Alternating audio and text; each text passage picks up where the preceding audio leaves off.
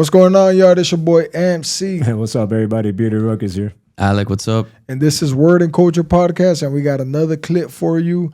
What's his name? Norman Giamfi. Yeah. He's it seems like he is a producer. I think he has a production company.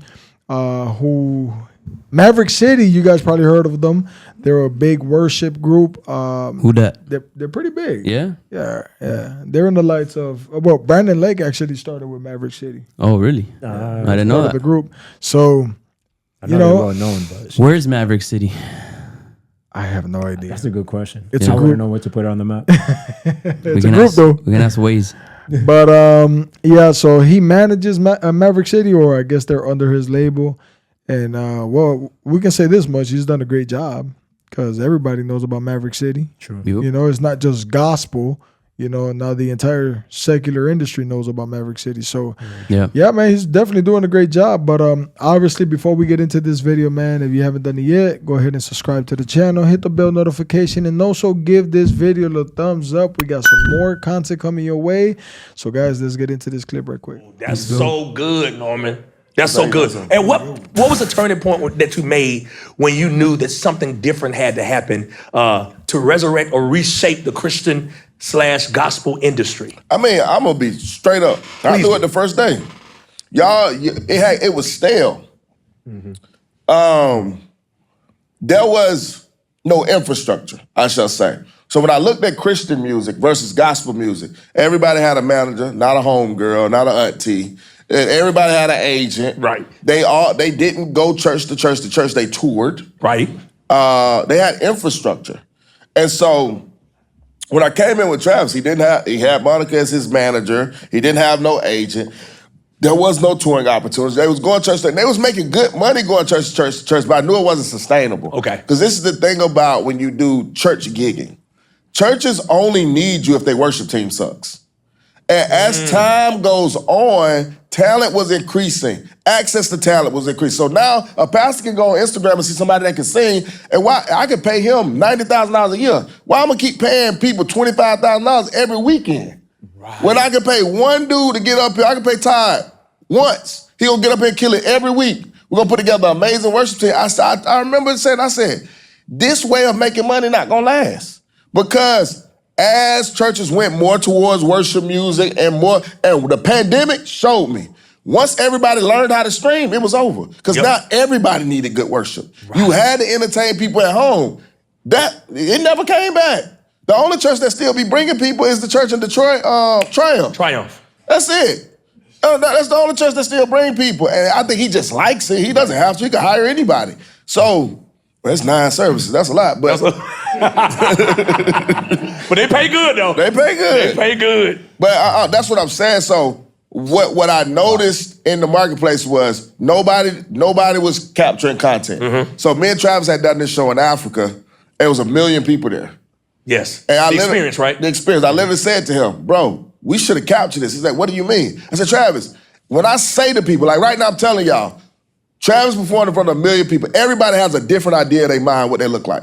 You probably see a room with 1,000. Some people literally see a room with 1,000 people and say, wow, that's a lot of people. Right. When you see 1 million people singing somebody's song, that's like when Chris Brown went to South Africa. He had 300,000, 100,000. Travis performed in front of 1 million people. Wow. I was the 1 million. That's crazy. 1 million people. And they were singing his songs word for word. I said, if we show this, people gonna think you larger than life. So we came up with this campaign called Travis Green World Tour.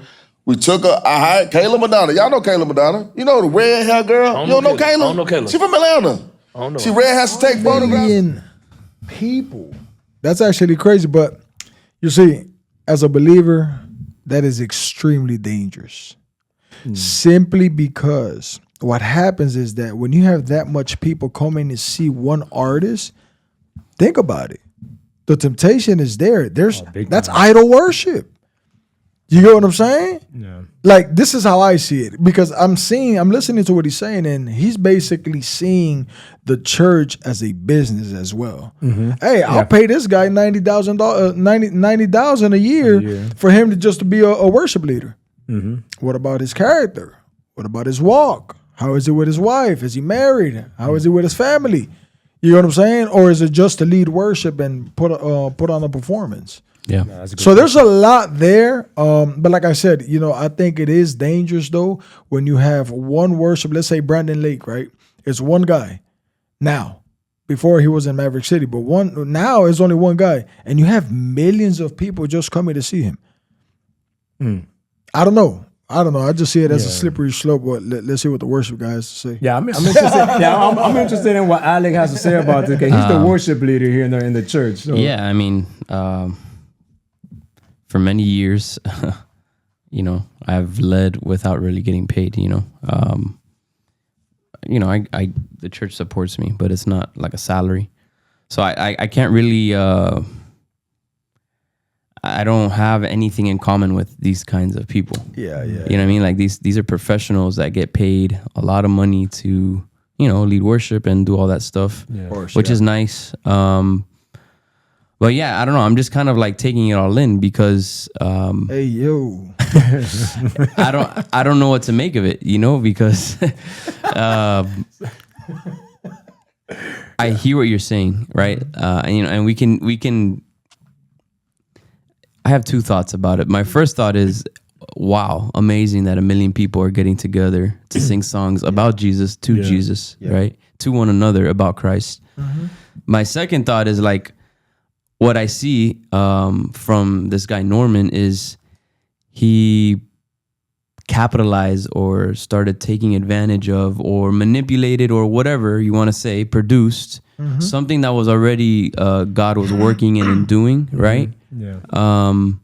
But he kind of professionalized it and marketed it and made it mainstream and made it a cash cow, right? Yeah. But man, these people it's tough because these, they're making money already before this guy came into the picture, right? What did he say? 25 G's? Like 20 G's for one worship service? That's a lot of bread. Bro, that's a For lot. For what? 2 hours of work? Like, you can't make that anywhere. And then he comes along and who knows how much more they're making now. So like, obviously you hear all those dollar signs. You're like, dang, that's a lot of money for Christian worship. Now right? I understand though, because he is a professional. I'm assuming that he has a company, right? Yeah. And this company is to, market the artists. And he's already marketing secular artists. Yeah, grow their so brand. Imagine having that blueprint of managing secular artists that have already been nominated for Grammys. They've already won the awards. They've been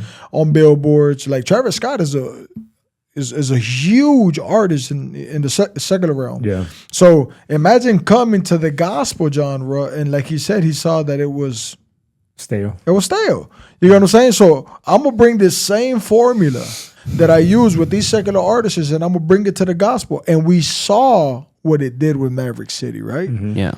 It blew them up.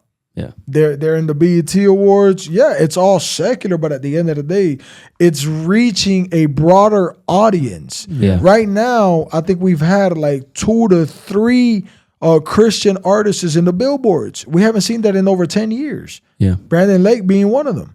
You know what I'm saying? So we're seeing, worship music go abroad in a bigger scale.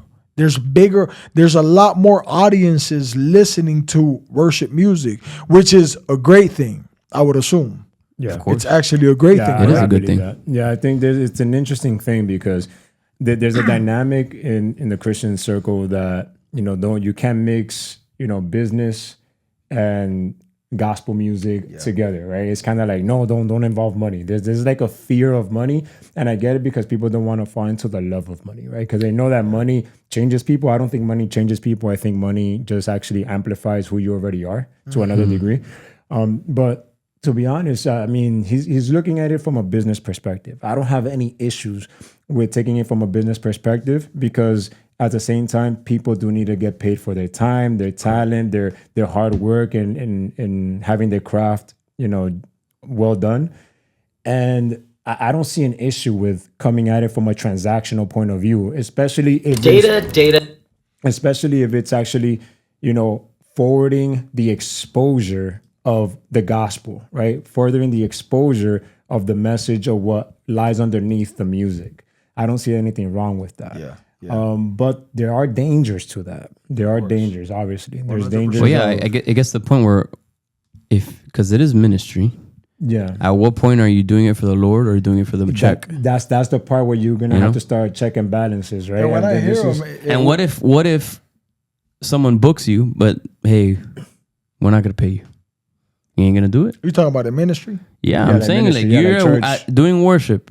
Yeah. Are you gonna get to the point one day where you won't do it if you're not getting paid? No, this is You know what I mean? This Yeah. is with him specifically in this specific interview. He's coming at it through the lens of a business. Yeah, transactional. Because I don't hear any ministry in it. No, I don't I mean, hear but they're a anything. worship team. Yeah. It's that's ministry. yes. You know what I mean? They do songs to Jesus, about Jesus, for churches. Yeah. You know, it's not like, I don't know, what's this, any kind of artist that's just doing Christian music. Kirk like Franklin? their music is made to be sung in church. That's true. Yeah. So it's different, Yeah, I so see that. it is It ministry. gets a little more interesting. Let's listen up what he has to say here. All right. Let's get into this. We think everybody should do it, And making music isn't for everybody. Everybody's not meant to be an artist, Right. And so we have a oversaturation of music. Most of it's not good, respectfully, and people don't know how to market their music. And so when you have that, you get into a glut of what we see right now. There's apathy. I don't know how many people in here even listen to gospel music. You know what I'm saying? And this is just what it is. When y'all leave here, y'all gonna probably put on that new Drake album. You know what I'm saying? You probably gonna put, you may pop in some SZA. The Breezy's hot now. His tour going on. His tour going around. Breezy's still touring 11-11, man. Because great music lives, and when you make great music, it just go. How have you fixed it? Well, how are you in the process of fixing it? Because you have cornered the market. You making it hard, Norman. Okay, so you hired Field, Thornton, you hired Ron, got EJ, JJ still there. You guys are y'all like the new Fab Five, right? Mm-hmm. It's like all these people were at different companies doing their thing, whatever. Mm-hmm. The phrase that you've coined, that collaboration always wins. Mm-hmm.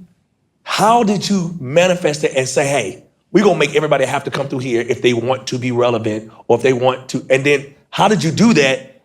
And is it working the way you dream? Yeah, I'm a real CEO now. Ain't nobody calling me. I don't got to go to work. It's a business now. Your business is a hobby until you don't have to wake up. Ooh. As long as you got to wake up, it's a hobby. Period. Call it what you want. If you're the only operator, it's a hobby. I don't do no meetings. I don't talk to no artists. I don't have to do anything. If I, God forbid, die in a car accident, Tribe gonna keep going. It's a real business now. And so Phil, EJ, and Ron, a lot of people was like, why would you hire them? Like, why would you bring them in? Why would you partner with them? It's because I don't like yes men. Mm-hmm. I hate yes men. I don't need you to tell me what I'm good at. I know what I'm good at. Right. I need people that's gonna tell me where I'm weak. I need people that's gonna disagree with me. I need people that have different ideas about how things should. You know what this reminds me of? When he was talking about the whole business aspect, right? I don't know, his standing with the Lord, but there's a proverb that says that the righteous, leaves an inheritance for his children's children, but the wealth of the unrighteous is stored for the righteous, meaning that, let's say there is a secular system that's in place, right? In this whole business transaction with the whole gospel, there's a secular system in place. There's this. That is not grounded in the foundation of Christ, but God can still redirect the purpose, the resources to his own purposes to bless his people, right? Yeah. He can get the wealth of the unrighteous and redirect it in order to bless his kingdom. I agree. And those are things that people, it's hard to see it from a directly, like when it's in front of you, but if you look at it from a step back, you're like, well, this could be the case right here, where God is taking the resources of these people that may not be believers, but they're great at what they do because they have wisdom in marketing and everything, and they're bringing exposure to the gospel where maybe another person, a believer, might not have that type of knowledge and wisdom to do so. So God is Yeah. using the unrighteous in order to bless his people. And to be fair, I think in this interview, I think he mentioned he was a believer. Yeah. I'm not. That's why I said I don't want to. I know he's standing with the Lord. know he don't look and like everything, one, but nah. But do we look like one, bro? We from Miami, bro. I Come definitely on, don't bro. look like one. everybody tells me you're a believer. But when they hear me speak, that gospel coming. Yeah, that gospel. I thought you belonged to a gang when I met you. Everybody, I've been profiled by brothers in the church. I don't Like, yo, what's up with this guy, bro? Yo, what Prison Mike. Yo, Prison Mike. Prison Yo. Mike. Yeah.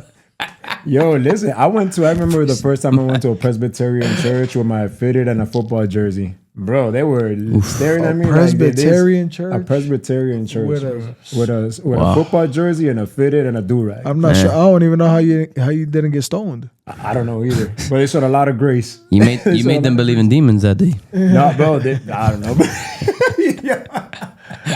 Yo, that was good. I agree. That was good. No, but it's true. I mean, that's why I said I don't know who's standing with the Lord. You know, he might be a believer. Great, awesome. But you know, I'm talking in general. You know, God can use His resources, anybody's resources, to bless His people, and that's a great thing. Yeah. As long as the person that's doing the ministry aspect, as long as he's having accountability, his heart is in the right place when it comes down to doing it to the glory of Christ and to benefit His people. All good. Yeah, you know, it's fair. You know what? For me, bro, you know, given my background in worship, I'm conflicted with people like this running a worship team. Like, I don't know how I feel about it right now. You know, maybe I'll have a different opinion about it tomorrow. Maybe somebody else will convince me, but I don't know how I feel about taking a worship team.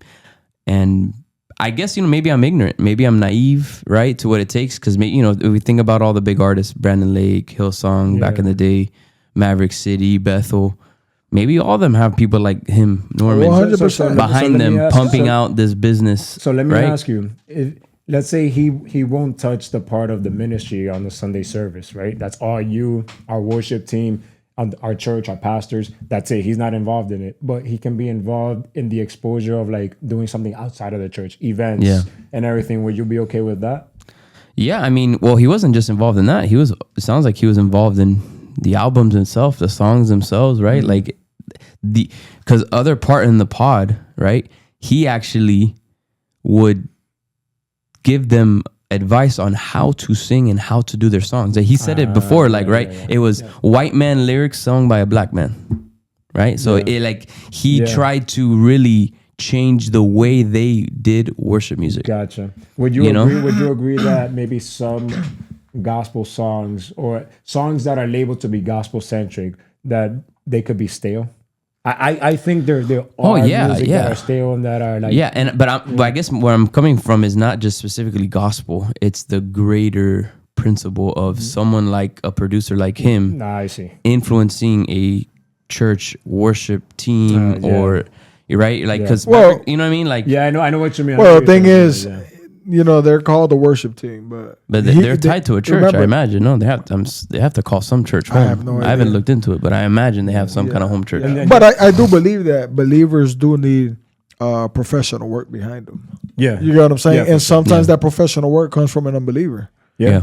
You get what I'm saying? But ultimately, you know, like I said, in this case, he does claim to be a believer. So I think it's just a matter of tying in business with ministry. Yeah. You know what I'm saying? And you can't really separate. It's a fine line. It's a fine line. Yeah, you can't. It's a very fine line. It's tricky. It's tricky. Yeah. You know, but it's there. And just in case, 'cause I know there might be some people that may be watching, like, you know, that are super, super reformed. This isn't a debate on whether worship teams are biblical or not. That's another whole debate. We're talking about this in general because some people will say, oh, worship team. There shouldn't be any worship team at all. The worship team is just the pastor. That's it. You know, trust me, I've been around those circles for plenty of times. And so just in case, this is not that type of debate. No instruments. We just sing like monks. Yeah, this is a topic on the business transaction, on music and so forth and everything. So, chillax. Chillax. Yeah, it's definitely an interesting topic. I think this topic should be spoken of more. Bring it to the forefront, and I'm sure it has. You know what I'm saying? But yeah, this guy is super interesting. I never heard of him. No. Every time I hear him like throughout this entire interview. He reminds me similar to like a Dame Dash. You know, one of those CEOs. Yes. You know what I'm saying? That, Like, that's who he reminded me of, man. Yeah. Dame Yeah, Dash, yeah. bro. Yes. But honestly, I think we can all say like because of him is why any of us know Maverick City music. oh, it's because of him. 100%. well, Jesus. Kurt Franklin is signed to him. He said it in the pod. He said From way back or No, recently? Recently. So he was the one that was able to tie in Kurt Franklin. Yeah, Kurt with Maverick Franklin City. and Maverick City had a whole collaboration He album. signed both of them. Yeah. That's the only reason why they actually got So maybe he's the together. reason Kurt Franklin started twerking. Probably, bro. No, Probably got he's twerk. Hey, told think us about never all the to do it views he again. got. He told probably never got to do it twerk again. classes. Hey, he's probably in his ear. Hey, when you go to the award show, twerk. Do this right quick. Do You know this. what I'm saying? It's The gonna view's bring gonna go up. eyes. I don't know. I don't know, man. I don't know. He doesn't seem like a twerker to You me. gonna try it? No, that I'm just saying that guy knows how to pull strings. Yeah. He Yeah, knows- it's just what it is, bro. he knows what Remember, he's these doing. people Yeah, manage. They know what they're doing. Yeah, bro. you know, yeah, he's smart, bro. He's smart at what he's good at his craft, and I can't knock him for being good at his craft. Yeah.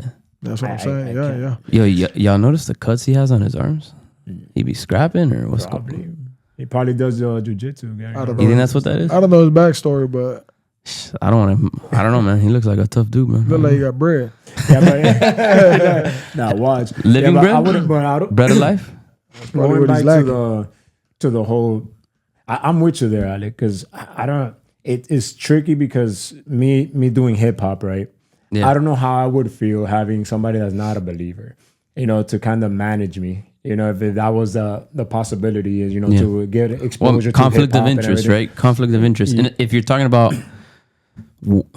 it's just tough, bro. Are you a like Lecrae said? I'm a Christian who raps, Yeah. and it's strictly like a business and a personal endeavor, Mm-hmm. or are you doing this Christian music as kind of a ministry, Yeah. or you're doing Christian music as a business? Like it looks so many ways. Yeah, And then exactly. then it's like, is this God's plan for my life and I'm just following in it? Mm-hmm. Is it my plan and I'm sprinkling God dust on it, right? And hoping he makes me successful. Yeah. There's so many like motivations that you ask Then this is where for these kind of counsel- things, right? Like that's it's not a this is not a to me it's not a cut and dry Yeah, it's not a black issue and and white thing. like there's a lot of layers. to this. Ultimately, I see this as a good thing. Yeah. Ultimately. It could be In the Yeah. broader spectrum, I do see this better because it opens avenues or it opens doors for Christian artists Yeah, to be in the limelight. yeah, I'm with you. Yeah. Well, no, I'm Because with you. I'm with you Lecrae 1000%. did a partnership with Interscope. When he dropped his last not this album, but I think it was I'm not even sure if it was Gravity. It was one of those albums. Okay. The Good, the Bad, and the Ugly. Those albums, they were under I think it was Interscope or Columbia Records. Yeah. So he did I think it was Columbia. One of those two. Yeah. so he yeah. did a partnership with one of these big record labels. Yeah. You get what I'm saying? And he was able to get the marketing behind it. But Lecrae was still making his type of music. Yeah. And I'm definitely this is what I believe. I think that Maverick City, Brandon Lake, all these big top worship groups are doing the same thing. Yeah. Elevation Church I think they have their own label. Yeah, Yeah, who isn't Brandon Elevation? Lake actually signed to Elevation? I'm not sure, but I know Stephen Furtick is like the Oh, they're big. They're, Executive I'm sure they got producer. they got their he's the lead music pastor and label. executive producer. So Yeah, I don't think they're. You just have to have wise opens counsel. doors, bro. Yeah, it does open. It opens doors. Like as when I was younger, I thought Lecrae had sold out, but as I matured, I don't think he sold out. I think he did a very strategic move. Strategic with the intention, move, yeah. So, to reach more people. To reach more people for Christ, and obviously, I mean, we're human. Yeah. And he's signing- Yeah, or one could say to make more money too. Yeah, I mean, it is what it is, bro. Yeah, It I'm is so I'm what just it saying, is. like it's and he's signing Christian artists. No, yeah. yeah. Somebody had to do, To me, I think somebody he had to made take a the very risk. strategic move that played in the long run to the benefit for himself and his family, and also to the kingdom as well. Yeah. People might not see it. I don't really care. That's just my opinion. But this is why you need to have some wise counsel around you. Yeah. Right? This is why you need to have elders, pastors, good friends Yeah. that will hold you accountable for the decisions that you want to do, for big decisions like this, especially when it comes to a lot of money. Because, like I said, money just amplifies who you already are. Yeah. I agree. All right. Yeah, guys. I thought it was a interesting topic. Hopefully you guys like it. We got more content coming your way. Like, subscribe, hit the bell notification, thumbs up, do everything. Write on the comments. You know what I'm saying? Troll us. Troll, hate, love, whatever. It is Yeah, what that's is. it. We All welcome right. the trolls. Until the next one, man. Yo, Deuces. Let's peace. go.